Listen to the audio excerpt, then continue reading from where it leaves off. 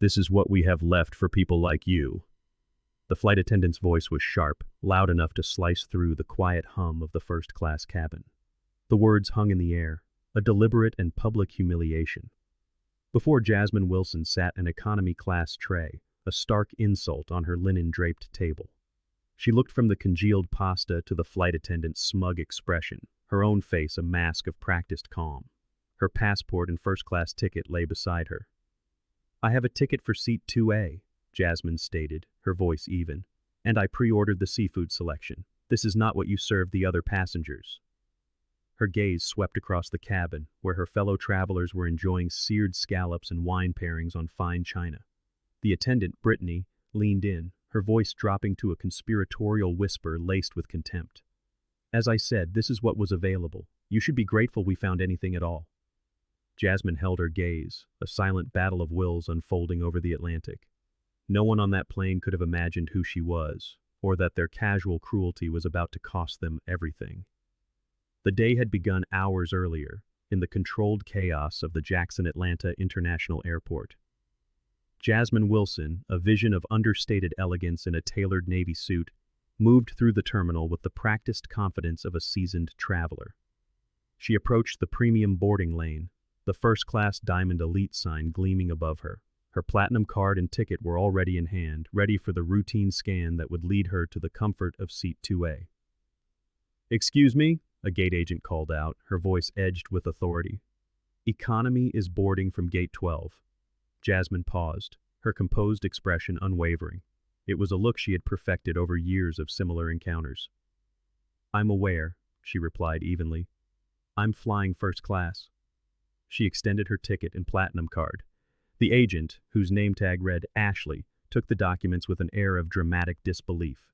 She scrutinized the ticket, flipping it over as if searching for signs of forgery, while a steady stream of white passengers sailed through the adjacent lane with cursory glances and warm smiles. "Platinum Elite status?"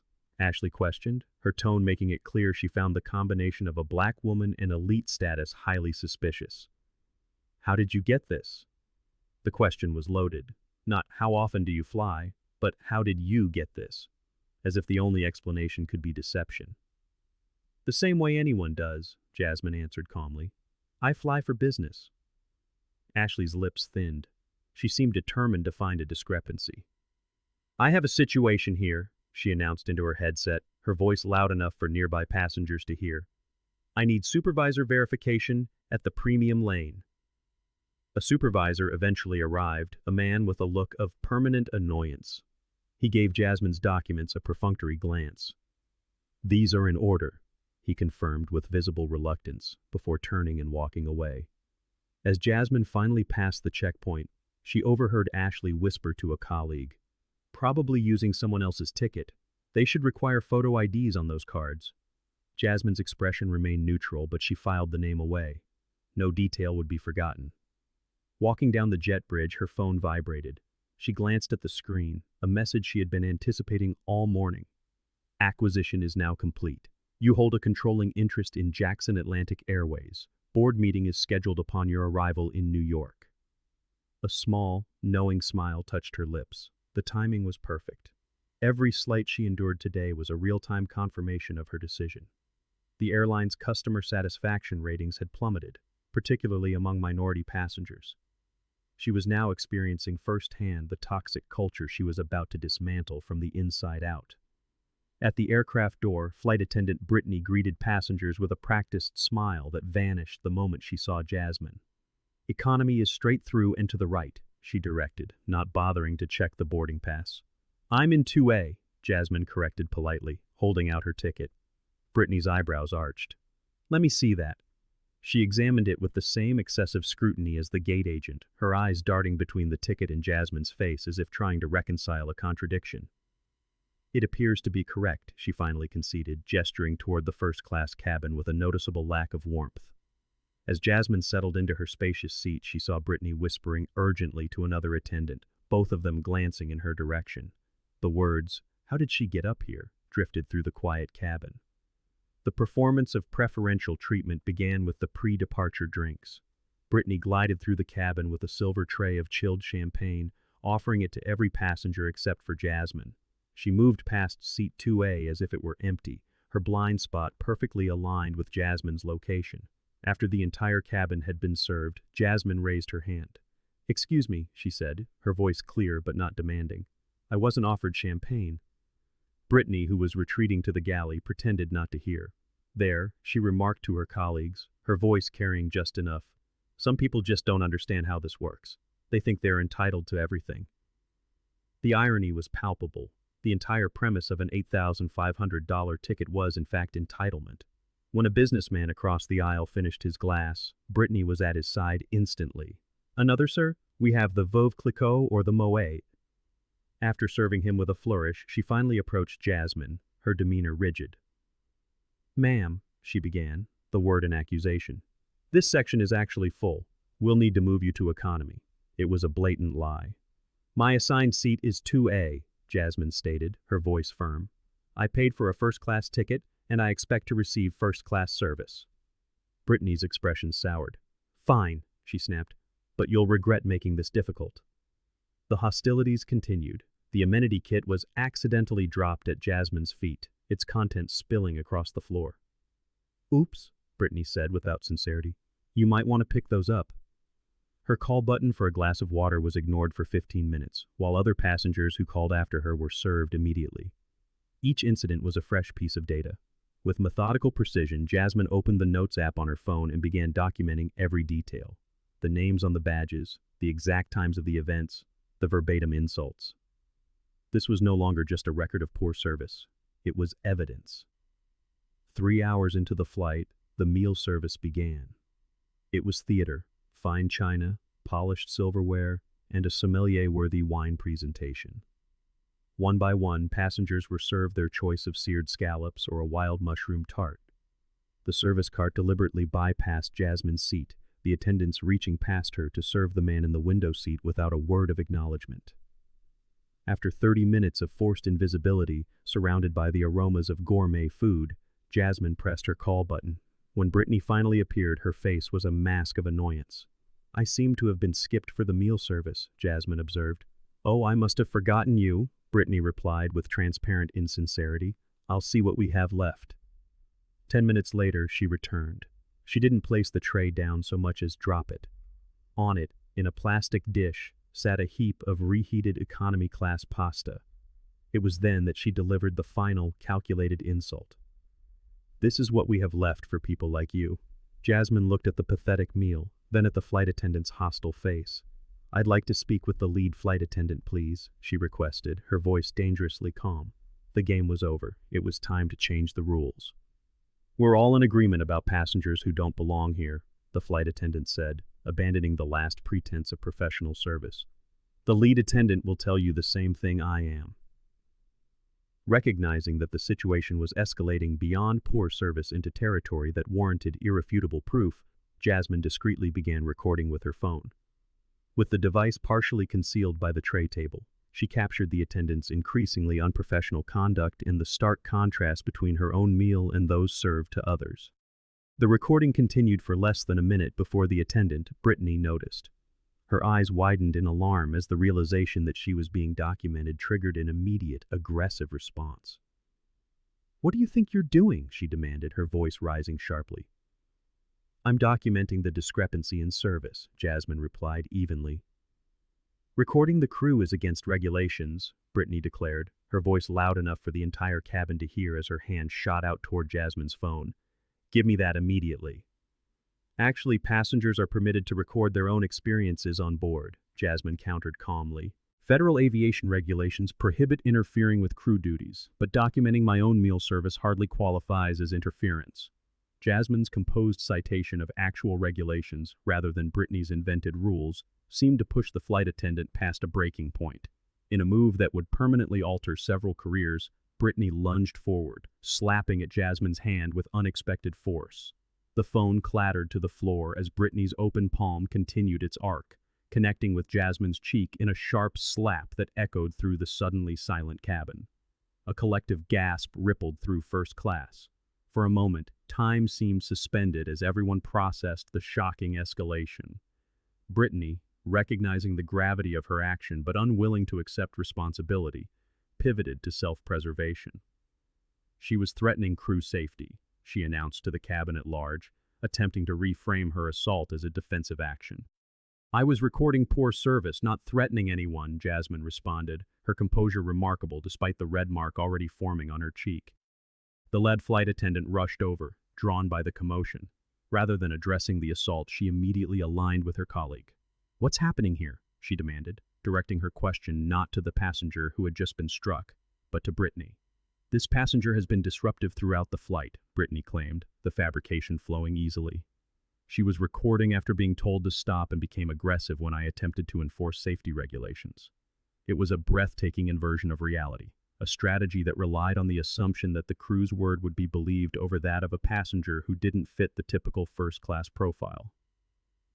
"You've made a critical mistake today," Jasmine stated with quiet certainty, her eyes moving between the two attendants. There was a calm, unshakable confidence in her tone that caused them both to hesitate.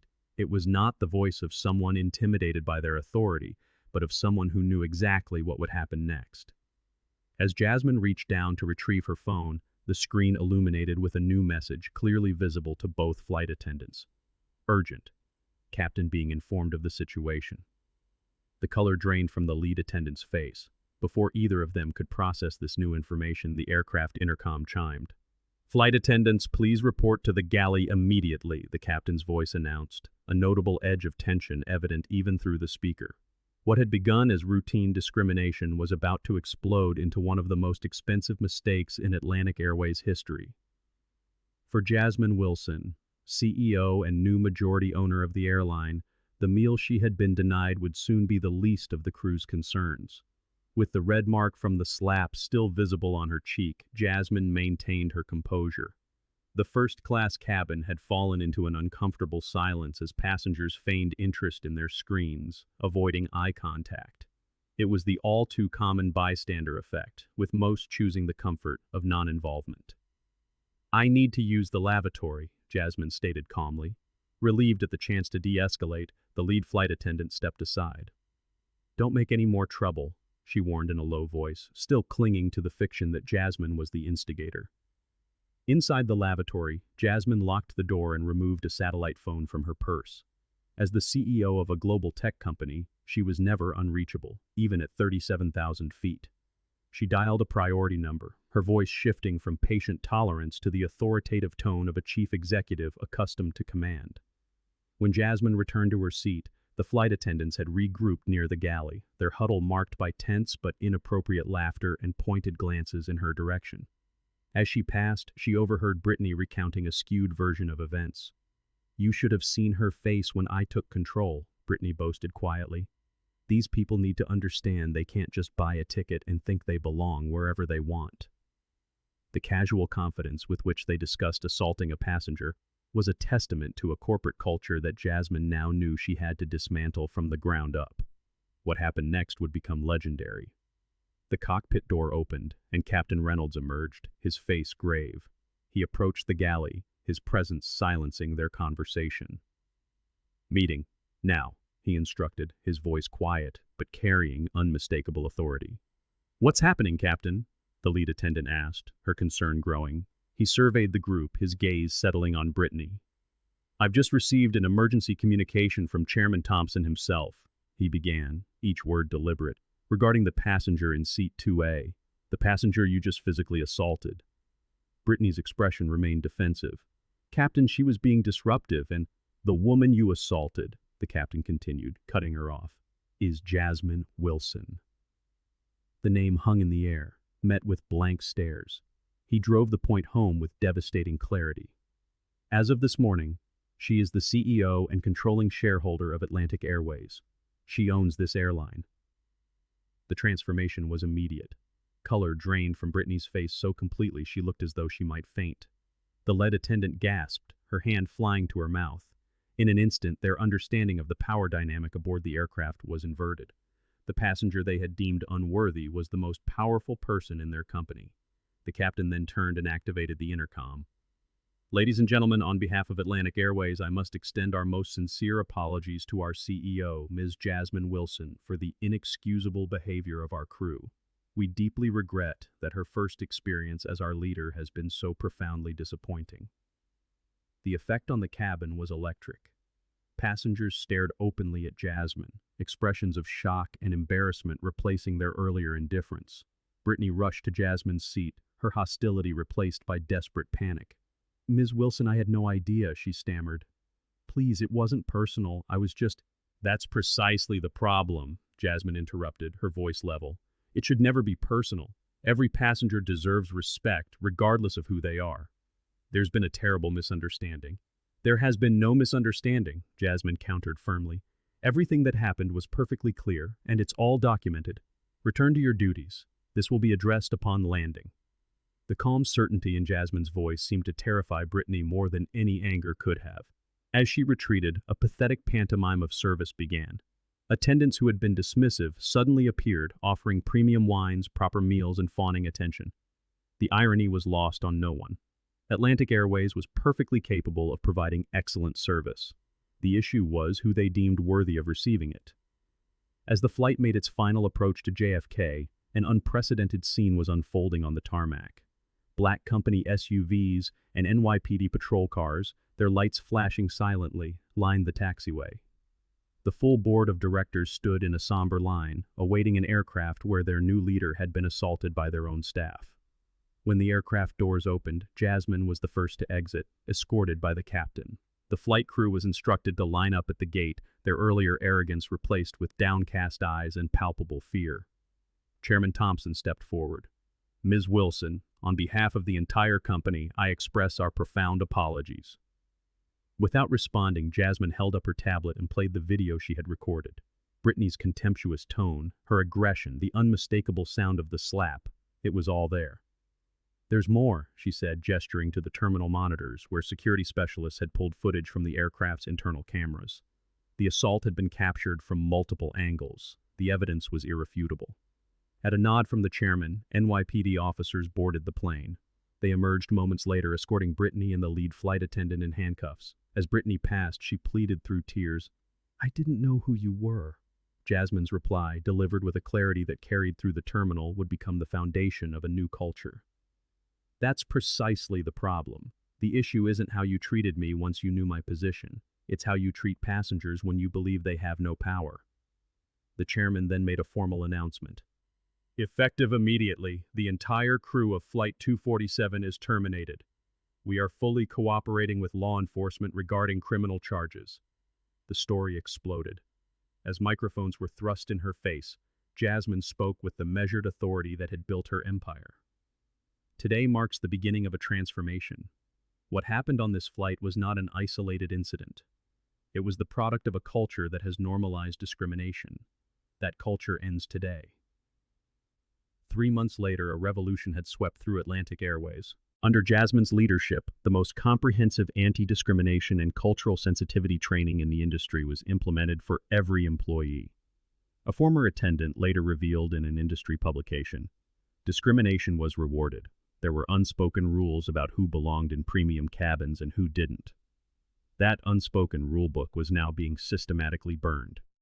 The airline launched an aggressive diverse hiring initiative, reshaping its staff at all levels.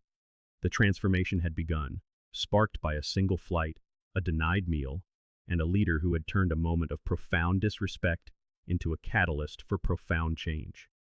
The numbers told a story of profound change. In the first quarter alone, satisfaction among minority passengers surged by 87%. Complaints of discrimination plummeted by an astonishing 93%. And yet, the impact was universal. Overall satisfaction rose by 42%, proving that a culture of respect didn't just serve a few, it elevated the experience for everyone. But the ripple effect didn't stop at one airline. The incident had been too public, the fallout too severe. Other carriers, desperate to avoid a similar fate, rushed to implement their own reforms. This momentum was solidified by a class action lawsuit on behalf of countless passengers who had suffered in silence. The result was a landmark settlement that etched new standards of conduct into the very fabric of the industry. 6 months later, Jasmine returned to the modest Houston neighborhood of her youth. She stood in her childhood home, renovated, yes, but still anchored to her roots. There, she sat with her mother, now long retired from the domestic work that had paid for Jasmine's first books and dreams, and finally told her the whole story. Jasmine's voice was soft. "Do you remember that flight when I was 8? When Dad had saved for months for business class, and the attendant tried to move us to the back?" Her mother nodded, her gaze holding the weight of 100 such memories. "I remember," she said. "I told you that some people's pictures of the world were too small to see us where we belonged." "And I made you a promise," Jasmine continued, her voice steady. "I said, one day, I'll change how they treat us. It took 30 years, Mom. But that day finally came." Tears welled in her mother's eyes as she reached for her daughter's hands. "Oh, my child," she whispered, "you didn't just succeed in their world, you transformed it. That is more than I ever dared to dream." A year later, the journey came full circle. Jasmine boarded an Atlantic Airways flight on the very same route where it all began. The change was breathtaking. The crew was a reflection of the world itself, diverse in background and experience, and their service was a masterclass in dignity, offered freely to every passenger, no matter their appearance, their accent, or the clothes they wore. As the airline soared in both profits and public esteem, Jasmine addressed its annual meeting with words that would soon be taught in business schools. Transformation, she said, is not about swapping one kind of preferential treatment for another. It's about building systems where human dignity is a given, not a reward for status or power. True equity isn't treating people well once you find out they're important. It's treating everyone with respect from the start, because everyone is important. The Atlantic Airways story became a required case study in ethics, hospitality, and leadership. The final results were undeniable. An airline once at the bottom of customer satisfaction now led the entire industry. It was definitive proof that profit and principle were never in opposition. They were, in fact, two wings of the same plane. An incident that began with a slap heard in a single cabin ended with a resounding impact felt across an entire industry. And for the millions who had endured similar slights in silence, with no recourse, the story of Jasmine Wilson was more than just a headline. It was the deep, visceral satisfaction of justice finally served.